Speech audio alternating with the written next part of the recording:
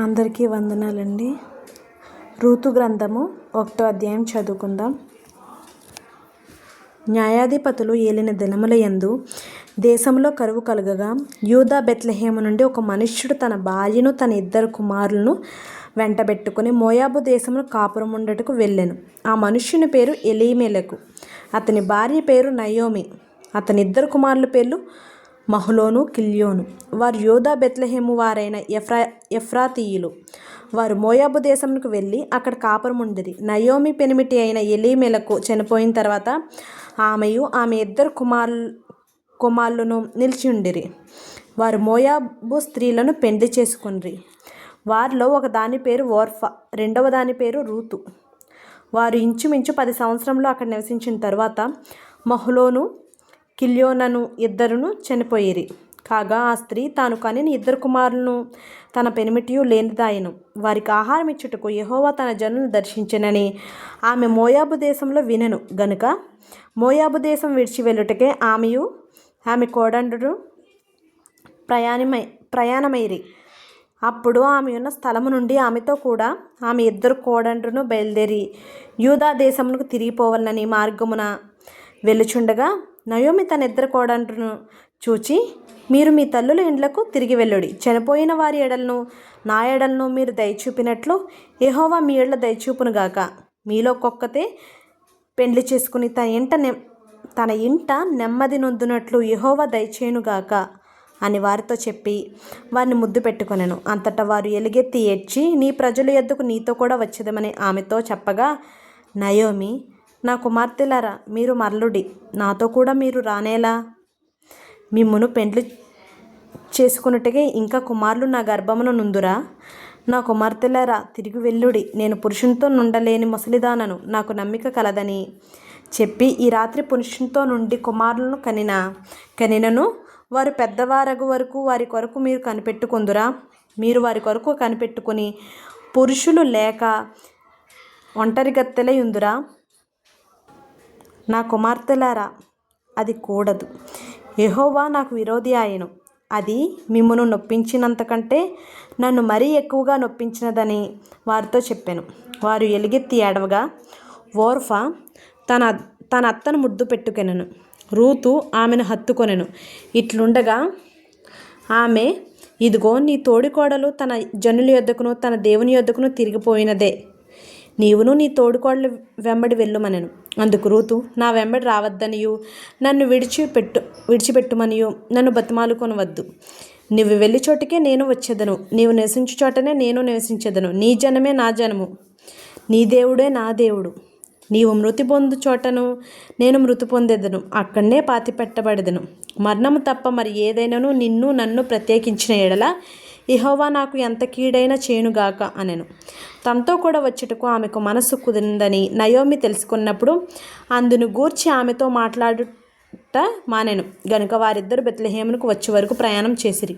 వారు బెత్లెహేమునకు వచ్చినప్పుడు ఆ ఊరి వారందరూ వారి యొద్దకు గుంపు కూడి వచ్చి, ఈమె నయోమి కదా అని అనుకునిచుండగా ఆమె సర్వశక్తుడు నాకు చాలా దుఃఖము కలగజేసును గనుక నన్ను నయోమి అనగా మారా అనుడి. నేను సమృద్ధి గల దానినే వెళ్ళి తిని యెహోవా నన్ను రిక్తురాలినిగా తిరిగి రాజేసెను. మీరు నన్ను నయోమి అని పిలవనేలా? యెహోవా నా మీద విరుద్ధముగా సాక్ష్యం పలికెను, సర్వశక్తుడు నన్ను బాధపరిచెను అని వారితో చెప్పెను. అట్లు నయోమియు ఆమెతో కూడా మోయాబీయురాలైన రూతు అను ఆమె కోడలను మోయాబు దేశం నుండి తిరిగి వచ్చిరి. వారిద్దరూ యవల కోత ఆరంభంలో బెత్లెహేము చేరిరి. రూతు గ్రంథం 2వ అధ్యాయం కూడా చదువుకుందామండి. నయోమి పెనిమిటికి బంధువుడు ఒకడు ఉండెను. అతడు చాలా ఆస్తిపరుడు. అతడు ఎలీమెలకు వంశపువాడై ఉండెను. అతని పేరు బోయాజు. మోయాబీయురాలైన రూతు, నీ సెలవైన ఎడల నేను పొలములోనికి పోయి ఎవని కటాక్షం పొందగలనో వాని వెనుక పరిగె నేరుకుందునని నయోమితో చెప్పగా ఆమె నా కుమారి పొమ్మనెను. కాబట్టి ఆమె పొలంలోనికి వచ్చి చేను కోయువారి వెనుక పొలంలో ఏరుకొనెను. ఆ పొలంలో ఆమె పోయిన భాగము ఎలీమెలకు వంశపు వాడైన బోయాజుది. బోయాజు బెత్లెహేము నుండి వచ్చి, యెహోవా మీకు తోడై యుండునుగాకని చేను కోయువారితో చెప్పగా వారు, యెహోవా నిన్ను ఆశీర్వదించునుగాకండ్రి. అప్పుడు బోయాజు కోయువారి మీద ఉంచబడిన తన పనివానిని చూచి, ఈ చిన్నది ఎవరిదని అడుగగా, కోయువారి మీద నుంచబడిన ఆ పనివాడు, ఈమె మోయాబు దేశం నుండి నయోమితో కూడా తిరిగి వచ్చిన మోయాబీయురాలైన యవ్వనురాలు.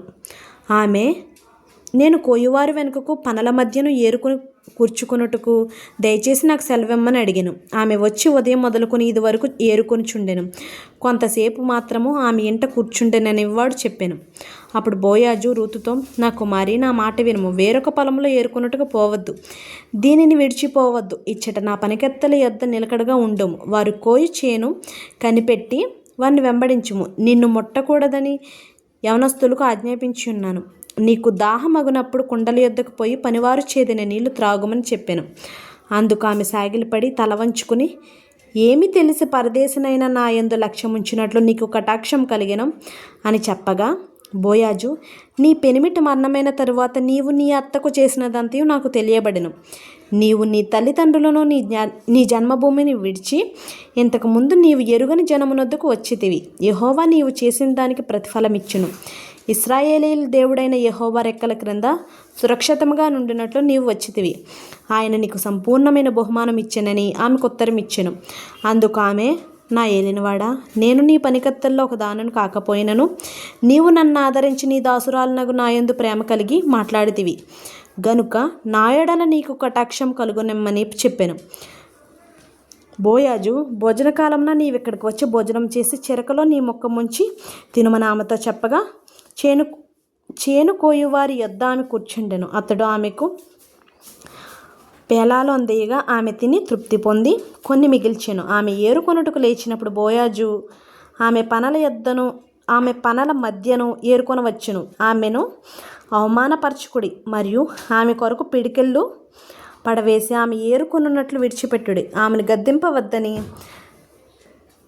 తన దాసులకు ఆజ్ఞాపించును. కాబట్టి ఆమె అస్తమయం వరకు ఆ చేనులు ఏరుకొంచు తాను ఏరుకున్న దాన్ని దొల్లకొట్టగా అవి దాదాపు తూమెడి ఎవలాయను. ఆమె వాటిని ఎత్తుకొని ఊర్లోనికి వచ్చినప్పుడు ఆమె అత్త ఆమె ఏరుకొనిన వాటిని చూచెను. ఆమె తిని తృప్తి పొందిన తరువాత తాను మిగిల్చిన దానిని చూపించి ఆమెకిచ్చెను.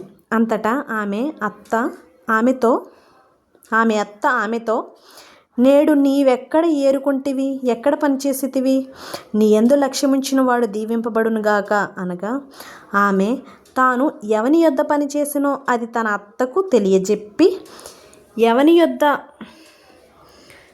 నేడు పనిచేసితునో అతని పేరు బోయాజు అనెను. నయోమి బ్రతికి ఉన్న వారికిని చచ్చిన వారికిని ఉపకారం చేయుట మానని ఇతడు యెహోవా చేత ఆశీర్వదింపబడునుగాక అని తన కోడలతో అనెను. మరియు నయోమి, ఆ మనుష్యుడు మనకు సమీప బంధువుడు, అతడు మనల్ని విడిపింపగల వారిలో ఒకడని చెప్పగా, మోయాబీయురాలైన రూతు, అంతేకాదు, అతడు నన్ను చూచి తనకు కలిగిన పంట కోత అంతే ముగించే వరకు తన పనివారి యొద్ద నిలకడగా ఉండుమని నాతో చెప్పినను. అప్పుడు నయోమి తన కోడలైన రూతుతో, నా కుమారి, అతని పనికెత్తెలతో కూడానే బయలుదేర్చు. వేరొక చేనిలోనికి వారికి నీవు కనబడక పోవుట మంచిదనెను. కాబట్టి ఎవల కోతయు గోధుమల కోతయు ముగియ వరకు ఆమె ఏరుకొంచు బోయాజు పనికత్తెల యొద్ద నిలకడగా ఉండి తన అత్త ఇంట నివసించెను. దేవుడి పరిశుద్ధ వాక్యం మనం వెనుకల్లో దీవించునుగాక. ఆమేన్.